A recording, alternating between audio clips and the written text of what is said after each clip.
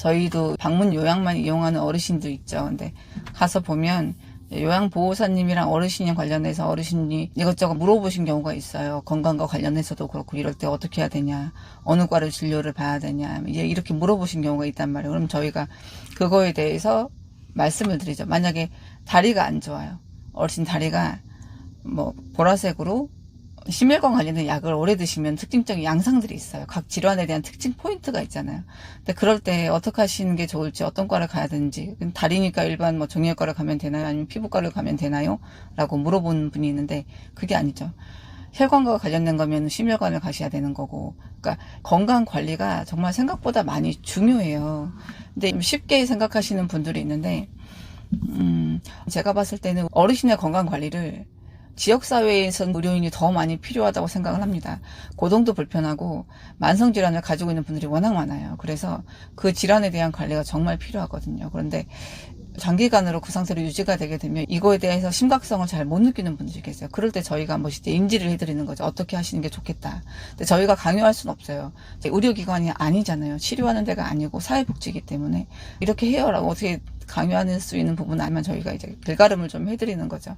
실제로 여러 경우가 있어요. 어제 같은 경우에도 저희 5등급 여자 어르신이지만 잘 못 드시고 이러시면서 결국은 이제 보호자분이 요양병원으로 이제 어르신을 모셨어요. 모셨는데 대상자분은 전혀 예기치 못했기 때문에 거부 반응이 좀 강하셨죠. 우리 보호자분이랑 어제 전화통화 하다가 제가 이동 중에 전화를 받는 경우가 많다 보니까 제 말을 잘 못 들었던 것 같아요. 오늘 연락이 와서 이런저런 얘기했는데 병원에 입원하신 게 저는 훨씬 잘했다고 말씀을 드렸습니다. 특히 인지저하가 있는 분들은 음식을 거부하는 분들도 계세요.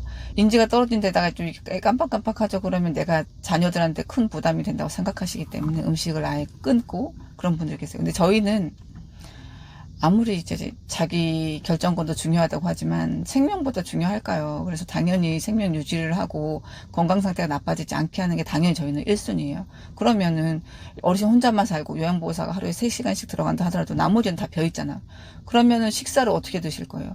당장 급한 상황에는 병원에 입원하셔서 영양제도 맞고 수액도 맞고 체력을 좀 올려줘야죠. 물론 지금 당장 가시게 되면 영양분도 또 떨어져 있고 또 이제 낯선 환경에 낯선 사람밖에 없기 때문에 선망도 나올 수 있어요. 그렇다 하더라도 컨디션이 회복돼서 귀가하시게 되면 또 그게 어느 정도 시간이 지나면 선망 같은 경우에는 대부분 호전이 되기도 합니다. 그러니까 난감해 하셨을 때 길가름이 필요할 수가 있어요. 물론 저희가 다 맞다고는 말씀 못 드리지만 그럴 때 좀 답답하거나 속상한 상황이 있었을 때 주변에서 상의하고 결정하는데 도움 줄 수 있는 만한 그런 사람은 필요하지 않을까 하는 생각이 늘 들어요. 방문 요양만 도 우리 간호사가 있는 방문 이런 재가센터를 이용하시기를 추천을 드립니다. 혼자서 모든 결정을 하기가 어려워요. 주변에 늘 보던 우리 부모님이 이런 증상이 보였을 때 그 증상만 봐서는 일반적이지 않다는 걸 인지를 하지만 내 가족이 그걸 발견을 하고 이상한데 라고 생각했을 때는 이미 질환이 많이 진행된 경우가 많아요. 내 가족에 대해서는 나는 객관적일 수가 없는 입장이니까 그렇거든요. 그러니까 그럴 때 보다 더 객관적인 사람이 와서 보게 되면 이 상황에서 어떻게 하는 게 낫겠다. 이게 뭐 심폐소생술을 하겠다 이런 뜻이 아닌 거예요. 그게 아니고 지금 당장 이런 상황은 넘길 수 있는 그런 컨디션 조절은 필요한 거거든요. 그럴 때 어떻게 하시면 좋겠다 하고 말씀을 드리는 거죠. 보호자분들이 제가 봤을 때는 난감해한 분들이 많아요. 어떻게 할까요? 이렇게 어떻게 할까요? 다리가 많이 부었습니다. 혈수는 잘 안 된 것 같은데 어떻게 할까요? 혈당이 잘 조절이 안 되는 것 같아요.